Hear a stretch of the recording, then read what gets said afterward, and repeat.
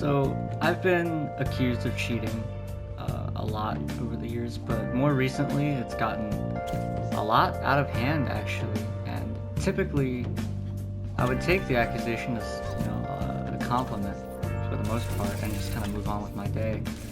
But it's gotten to the point where, at this point, I actually am slightly annoyed, not for the fact that they think I'm cheating and it just seems sort of disrespectful, but it's more the fact that I wish these people understood what was possible and what cheating actually looks like on console.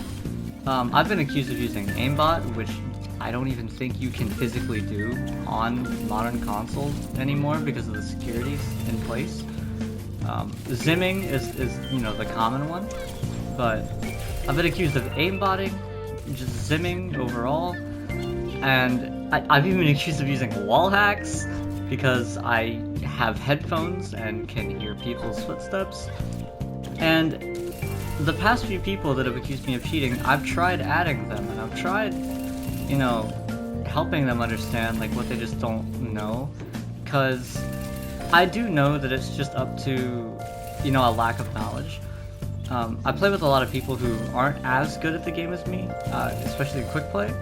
So, when I play with my friends, the MMR drops significantly, and the people I play against, aren't as good at the game. They're not as knowledgeable. They don't study up on gaming as hard as like people who are, consume their lives by it, like me, us no lives.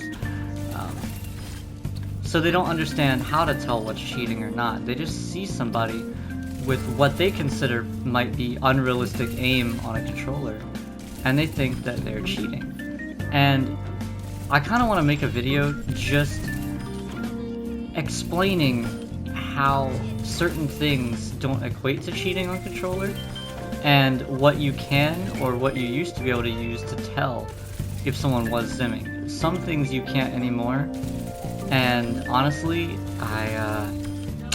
with the Zim detection coming into the game, it's actually much less of a problem. I've still ran into a few here and there, but they're all on fresh accounts, so I'm assuming that the banning is going pretty well, so we don't have to worry about it for too much longer. And it's not as prevalent of a problem as people make it out to be, and it never really was. It was only really at a top 500 level that it was really an issue. Accusing gold players of Ximming in your quick play matches isn't probably accurate. If you're doing that, I would probably stop and think, hey, maybe they just have good aim, maybe it's some kind of setting difference. But yeah, today, just going over some of the things that might look like, someone is mousing, but it's not, and I promise you it's not, and it's very easy to replicate. If you just know what you're doing on a controller, if you're good at aiming, or you have certain settings, certain things are possible that weren't if you enable some things. For example, something that a lot of people will look at and say, oh, that's Ximming, is AD strafing. AD strafing is just doing this back and forth really, really quickly, like this.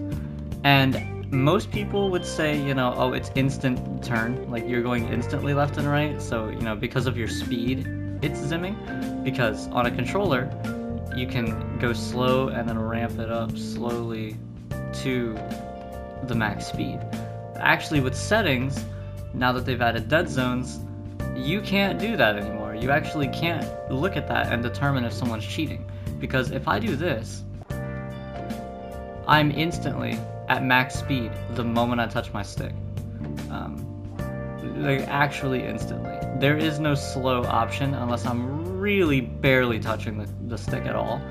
But this is me just barely touching the stick, and I'm going max speed strafing left and right like this. So you can't even use this to determine whether someone's cheating, because their AD strafing in your movement is now actually possible to have good keyboard AD strafing on a controller because of the dead zone settings that they added a few seasons ago, which, let's be honest, they should have done this years ago. But most people's movement is going to look a little something like this. Most people don't touch the dead zone on the left side. Most people's movement is going to look much more like this, where it's not as instant, and the jump between left and right strafe, there's this little middle ground where right when you go through the middle, you kind of slow down. And if you mess with that dead zone setting, you don't have that anymore.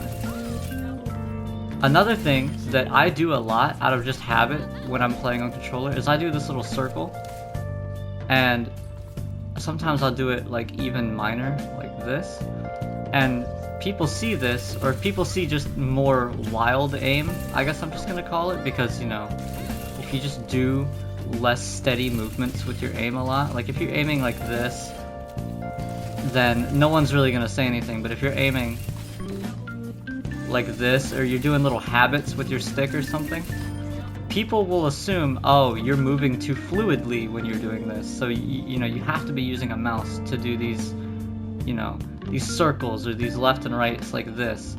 No. Linear as a setting inherently just looks a lot smoother when you're doing transitions from slow to fast sensitivities. Dual zone does not look like this. Like, dual zone is much more boxy of an aim. It's a lot more structured. It's a lot more controlled. So it looks more sticky, I guess is the best way I can put it. It looks a lot more like what a stick would be capable of to most people's eyes. Most people think, oh, because, you know, you start on dual zone. Most people don't change the setting because they don't understand. Just a lot of people who just pick up Overwatch and they play it on their off time, they're not going to be looking into dual zone, exponential, linear. They're just going to pick up the game, and the default setting they give you is dual zone. And if I try to do that little circle habit that I do on this sensitivity, or on this setting, it's weird. It feels wrong, and it just, you know, it's not as easily controlled for me. So people look at something like this, and they think, oh, that's too smooth, that has to be a mouse. And that's just not the case. That's just not how that works. Another thing, the ability to micro aim like this. This didn't used to be in the game until they added the dead zones. But again, people who, you know, just kind of play on their off time, they work their 9 to 5, they get on, they play like an hour of Overwatch and they hop off. They don't look into these things. They don't watch YouTube videos, and if they do, it's PC players. They don't watch the console players. They don't know that this is a thing you can do now. They don't know that you can change your dead zones and have this much of a micro movement with your stick. Like, if I want to just go to that right TV, I can like slow move to it now, rather than having to like flick aim it and try to stop over it like this. Because this has a lot less accuracy than trying to do this. And back in the day, where we didn't have dead zones, you couldn't do this. The default dead zone for right stick is 0.15.